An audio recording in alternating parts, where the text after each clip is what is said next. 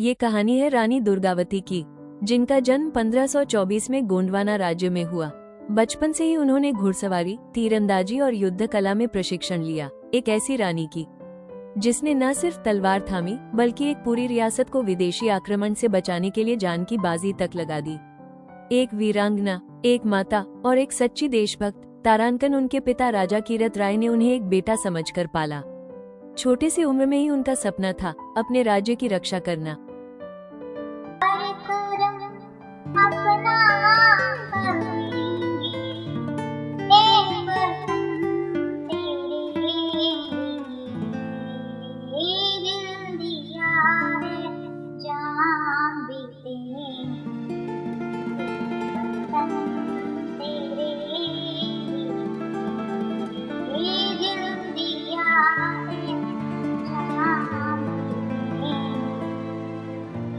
उनका विवाह गोंड राजा दलपत शाह से हुआ। राजा दलपत की मृत्यु के बाद मात्र 23 वर्ष की उम्र में रानी ने सत्ता संभाली। उन्होंने अपने पुत्र वीर नारायण के साथ राज्य चलाया और गोंडवाना की रक्षक बनी। रानी ने जनता के लिए कुएं, तालाब, स्कूल, धर्मशालाएं बनवाई। राज्य खुशहाल था, लेकिन मुगल सल्तनत की नजर इस भूमि पर थी। रानी दुर्गावती ने युद्ध की तैयारियां शुरू कर दी। सेना को संगठित किया, किले मजबूत किए। युद्ध से एक रात पहले रानी ने देशभक्ति गीत गवाए अपने सैनिकों में जोश भरने के लिए।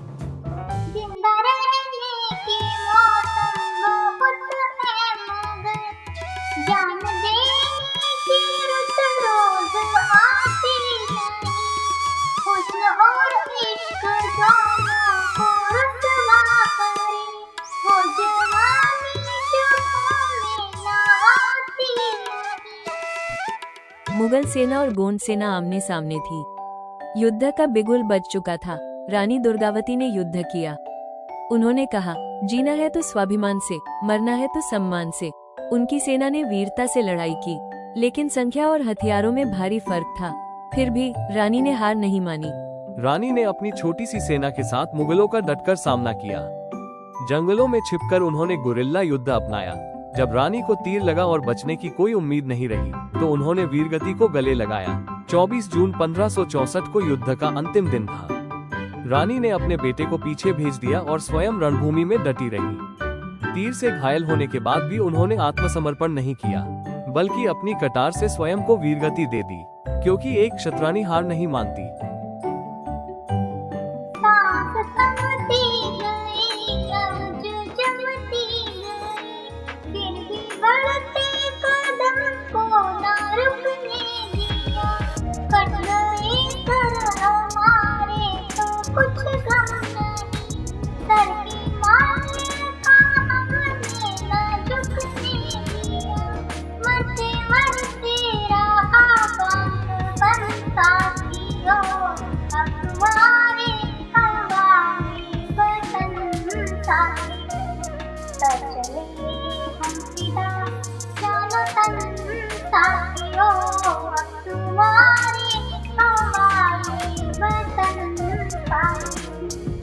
आज भी गोंडवाना की हवाओं में उनकी वीरता की गाथा गूंजती है। जब हार तय थी, रानी ने आत्मबलिदान को चुना, पर अपमान को नहीं। एक महान रानी अपना सब कुछ देश के लिए न्यौछावर कर गई।